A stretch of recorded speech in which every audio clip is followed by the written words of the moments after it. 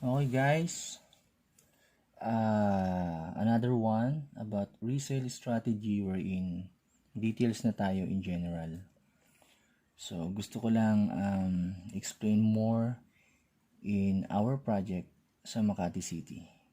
Kasi ito yung project namin na magandang i-resale. Magandang applyan ng resale strategy na sinasabi ko.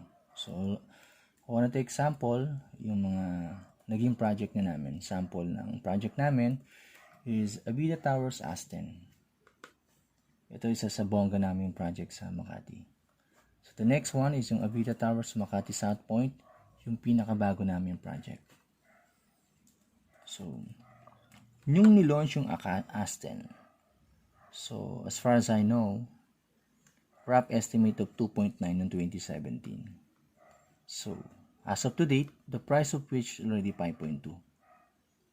By the way, gusto ko muna i-explain to kung paano yung increase at ilan yung average increase. Kasi gagamitin natin yung analysis ng increase sa resale strategy.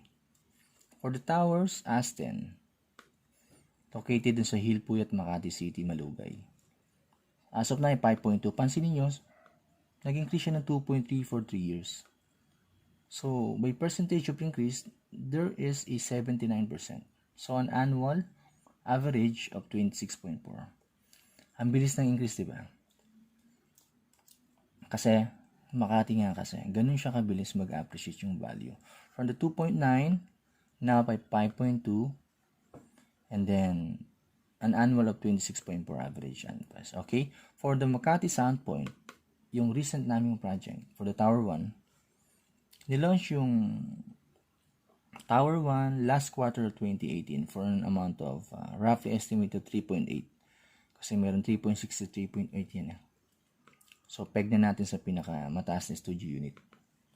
So, February, as of now, the price of which is already at 6 million.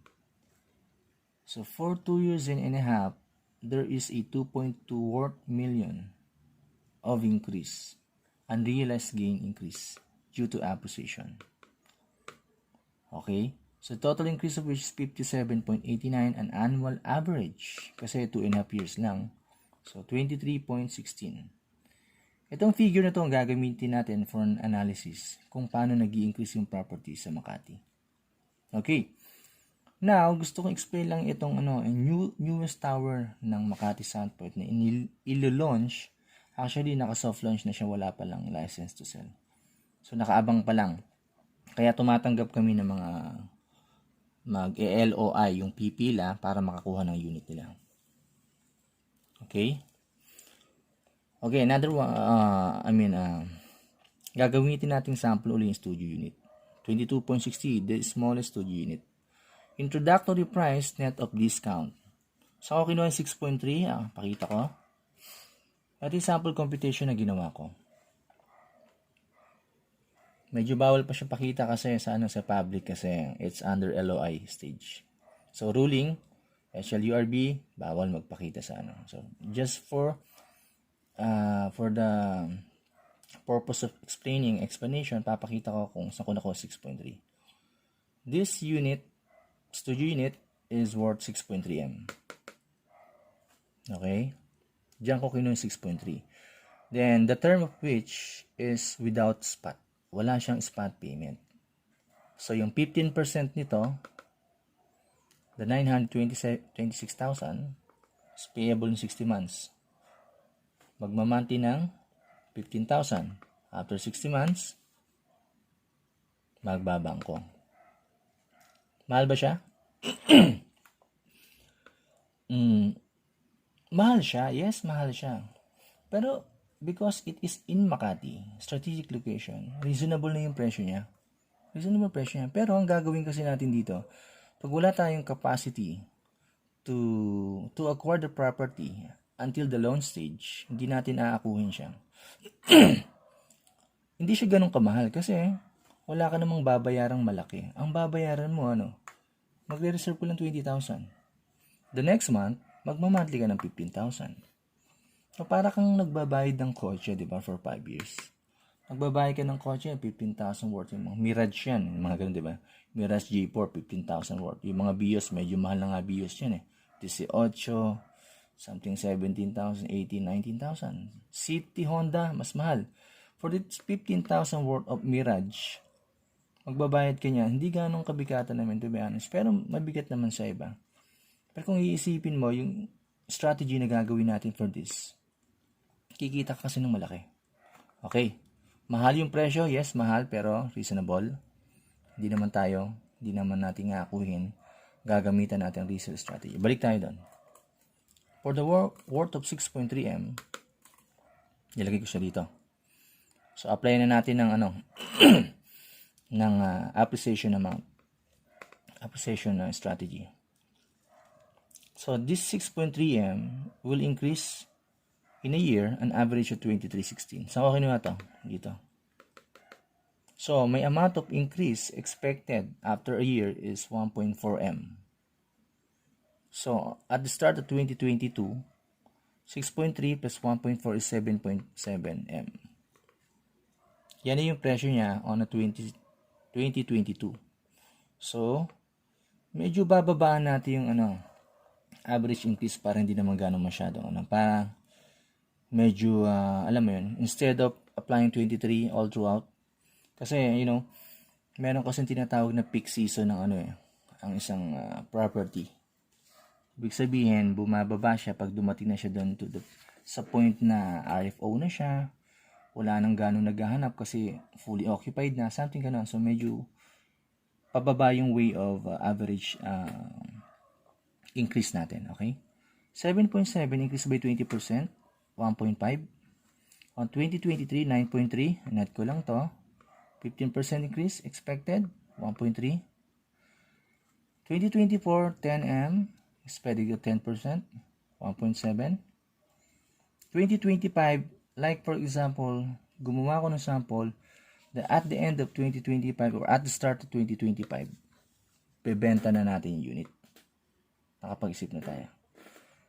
So, I'm expecting from now until 2025, the price of 6.3M of Avida Towers Makati Southpoint, Tower 2, will have an amount of 11.7 at the start of 2025.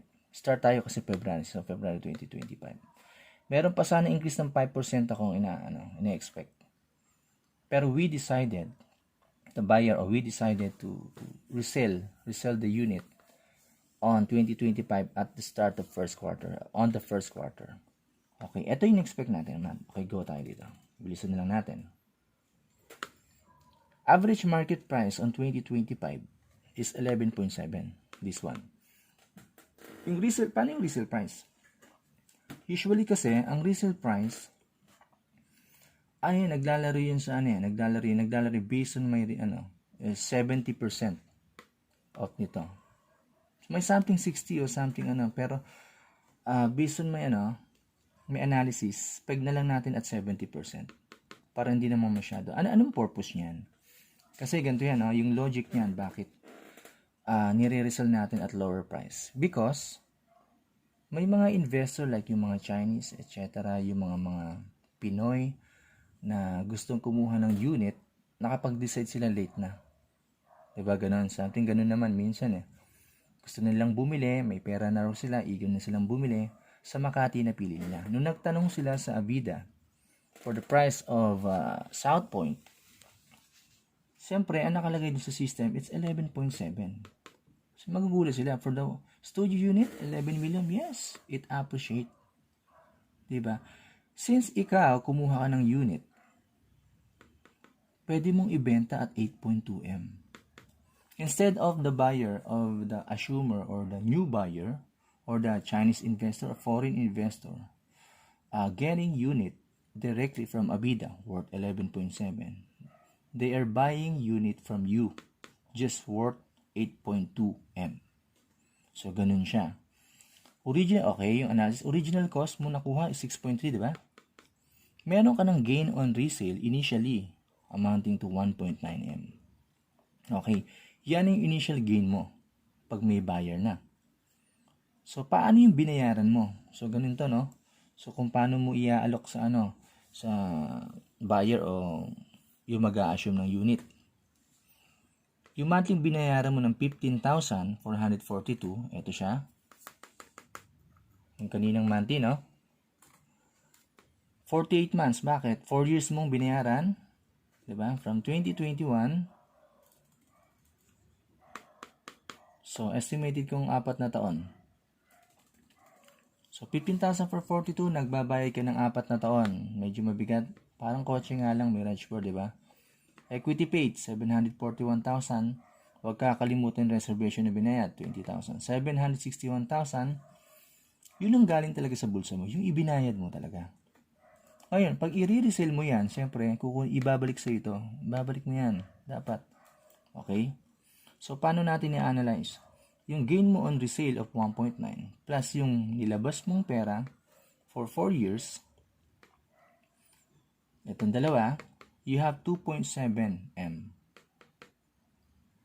Yan. Yung 2.7 M, yan yung amount na na ika-cash out sa iyo nung buyer. Ika-cash out niya yung 2.7 M.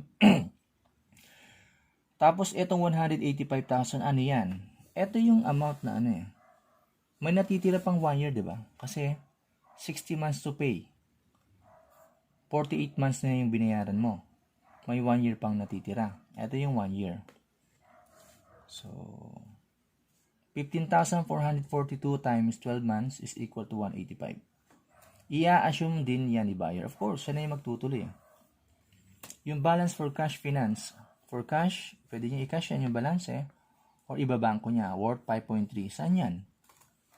Ito yung ito yung 85%. Ito to. Yung 85%. Yung ilo-loan sa bangko. Pero yung mga investor, usually, kina-cash out nila yan. O yung mga iba naman, nag-a-apply na ng loan. Diba? So, ganun siya. Total of which, yung ika-cash out sa'yo, 2.7. Yung 185 na i-assume niyang natitirang 1 year pa, yung balance sa bangko, babayaran niya, it is 8.25. And same thing with here. So, yun ang analysis ng pagkaka-breakdown nito. 8.258, 8.258. Merong 50 pesos na difference pero sa rounding off lang yan. Okay? So imagine you have 2.7 kita for about 4 years. Pero don't forget, okay during the resale stage, may babayaran kayong mga taxes, of course. As of now, the rate of CGT is 6%. Okay? This 6%, usually, yung seller ang nag-a-assume. Okay? 6% of the selling price or the zonal value, whichever is higher. For now, gagamitin muna natin yung selling price natin, 8.2. 8.2 times 6% is 495. Ang sasagot niyan is the seller, usually seller. 1.5 times 8.2 is 123. 0.5, yung others, usually may mga others pa yun, mga inaasikaso sa City Hall, sa Registry of Deeds, inassume ko na as 0.5%. For the total of 660,000 taxes. Pero usually, ang sinishoulder ni seller is yung CGT, capital gain tax, worth 495, and the buyer yung 2%, yung dalawa. So, ang neto natin, ang neto na kita for use income, the buyer is 2.2 M. So, an annual income of 553,000, a monthly income of 46,000. Imagine, nakakaroon ka ng income of 46,000 net monthly. Diba? Nung nag-invest ka ng unit, as of now, worth 6.3 M.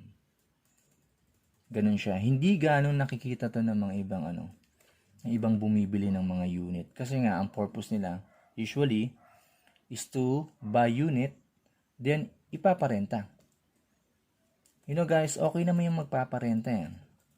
Ang problema lang talaga, gaano mo katagal mababawi yung ginastos mo? Imagine, you get 6.2 M. Binayaran mo yung 60 months. Nag-loan ka sa bangko 5.3.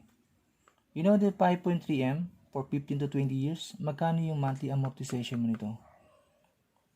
For this 5.3, na-imagine ko it's 60 to 70,000, 50 to 60,000 monthly amortization for 15 years. Something ganun kalaki. Kung ganun yung babayaran mo sa bangko, magkano mo ngayon mapaparentahan ang studio unit? 50, ganun? Maybe, on that years, pwede na. Pero yung kikitain mo parang hindi magbe-break even ka, minsan below break even eh. Pero nasa inyo yan kung gusto niyo kumita or gusto niyo akuhin yung unit.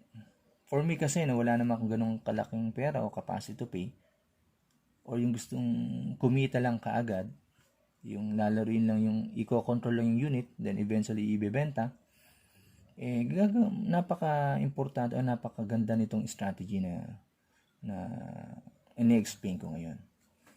For analysis na. To summary, you have to get the unit at 6.3. Magbabayad ka lang monthly for first year, second year, third year, fourth year. Fifth year, 60 months dito. Sorry, first, second, third, fourth. Dito yung fourth years, dito yung ika-5 taon. 1, 2, 3, 4, 5. Okay. So, ganyan yung analysis, no? Again, sorry, pasensya, medyo nalito ako. 6.2 mo nakuha, i-resell mo at 8M, kikita ka ng 1.9. So, from 1.9, hindi pa yon, ibabalik yung binayad mo, 761, you get 2.7. Plus yung, yun. Ito ang kita mo na talaga, 2.7. Babawasan ng CGT, taxes assume, 495. Kikita ka ng 222.2M for 4 years. Annual 553, monthly of 46,000.